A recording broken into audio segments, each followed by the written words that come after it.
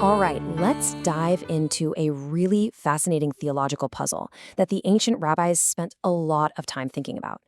It all kicks off with this single, incredibly powerful verse from Deuteronomy that seems to present a major contradiction about what God is actually like. So here's the paradox. On one hand, you have this core commandment to cleave to God, to stick close to Him, walk in His ways. But then, on the other hand, Scripture describes God as a consuming fire. So, how do you do that? How in the world are you supposed to get close to something that, by its very nature, is completely destructive? It's a question that really gets to the heart of what faith is all about. And this is the verse right here that's at the center of everything. Deuteronomy 4:24. And it's not some vague metaphor you can just kind of brush aside. The text is incredibly direct, incredibly powerful. This whole consuming fire image, well, it sets up a huge challenge. And you know what? The Talmudic sages, they didn't run from it. They met it head on. And this brings us to their solution, which is just so elegant. Instead of getting stuck on this metaphysical problem, like how can a physical person get close to an infinite force? They completely reframed it. They turned it into an ethical directive, a guide for how to actually live your life. In the Talmudic tractate of Sota, they lay the question out there plain as day. They ask, is it really possible for a person to walk in the footsteps of the divine presence? Is God not a devouring fire? You can almost hear the awe and confusion in their voices. They're basically saying, look, if you take this literally, it's impossible. So this is the key, this concept called imitatio Dei. It's Latin for the imitation of God. The sages argued that cleaving to God has nothing to do with physical space. It's not about proximity. Instead, it's about emulating His attributes, about copying His actions. Basically, you get close to God by acting like God. And what's so amazing is how practical they made this idea. I mean, look at these examples. This wasn't some high-minded abstract philosophy. They pointed to actual moments in the Torah. Just like God clothed Adam and Eve, we should clothe the naked. Just as God visited Abraham when he was sick, we should visit the sick. This is how you handle a relationship with a consuming fire. Not by trying to touch it, but by spreading its warmth through real, tangible acts of kindness. Now, let's see how this idea gets even deeper with a really powerful story. The story of Moses gives us another way to look at devotion. It shows us that it's not just about imitating God's kindness, but also about having this deep, passionate love for God's will itself.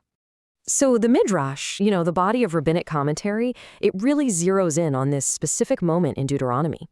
After 40 years of leading the people through the desert, this is it. This is when Moses makes his final, desperate plea to God to let him cross the Jordan and enter the Promised Land. And the sages asked a really smart question. Why this exact moment? What was so special about right at that time? And to answer that, they told a parable. Picture this. A king has just won a huge victory against his enemies. He's feeling triumphant, he's feeling powerful, and he's feeling generous. His citizens, being pretty clever, realize that this is the perfect time to go up to him and ask for things. You always ask for a favor when the person in charge is in a great mood, right? And that's exactly what Moses was thinking. He had just seen God deliver this incredible victory over the two mighty kings, Sihon and Og. And in his mind, God was in that triumphant, generous mood. He thought, if there was ever a time to ask for the one thing I want more than anything in the world, it's right now. It shows his strategic mind, for sure, but there's an even deeper reason at play. Okay, so let's look at a second parable the sages used, which I think is even more profound. Imagine a king issues a decree to two of his servants. The first servant, the indifferent one, just shrugs and says, fine, whatever. He treats the order like it's no big deal. But the second servant, the devoted one, he pleads and begs and argues against the decree. Now, why would he do that? It's not out of disrespect. It's to show how much he cherishes his master's commands and how painful it is to be unable to fulfill them. Moses was that devoted servant. His pleading to enter the land, it wasn't an act of defiance against God, not at all. It was the ultimate expression of his love for God's laws. You see, he knew there were specific commandments that could only be performed in the land of Israel, and the thought of not being able to fulfill them was just unbearable to him. He was showing his love for the law by begging to be allowed to follow it completely. Okay, so we've seen the personal, ethical response with Imitatio Dei and the passionate, devotional response through Moses' story. Now the rabbis zoom out, and they apply these ideas as a huge collective warning for the entire nation of Israel. They do this through something called the Adam paradigm. So that warning in Deuteronomy about making idols, becoming corrupt, and eventually being exiled from the land, it's seen through this really powerful lens. The rabbis taught that the entire history of the people of Israel and their land was basically a national replay of the story of the very first human, Adam, in the Garden of Eden. And listen, this wasn't some new idea they just pulled out of thin air. As you can see from this actual page of Genesis Rabbah, which is an ancient text, this parallel is drawn out, step by step. The sages literally compared Adam's story to Israel's story, verse by verse, action by action.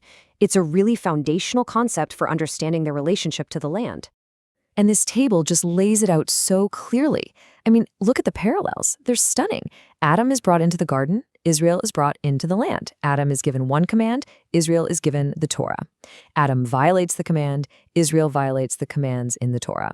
And what's the consequence for both? Judgment and exile. History, they argued, works in this powerful, repeating cycle. So the takeaway here has some serious ethical weight. The message to the people was stark. Do not get complacent. Don't ever think that you're inherently better than the other nations who lived in this land before you. Your right to be here isn't some unconditional guarantee. It is strictly 100% dependent on your conduct. The land itself, the sages taught, is sensitive to how its inhabitants behave. Okay, so let's wrap this all up. This brings us to the ultimate conclusion from this whole deep dive into rabbinic thought. It's really all about a theology of action, not just a theology of belief. So we've come full circle. That profound question we started with, how do you get close to a consuming fire? Well, its answer isn't found in some kind of mystical speculation or complex metaphysics. It's found in tangible human action. The only safe, the only meaningful way to cleave to God is through the meticulous, day-in and day-out performance of deeds of kindness and justice. And this leaves us with a pretty provocative thought to end on. If these ancient sages believed that the very sanctity of a physical place was tied directly to the ethical behavior of the people living in it, what does that mean for us today? What does it say about the character and maybe even the holiness of our own towns, our cities, and our nations? It's a question that echoes from their world thousands of years ago straight into ours. He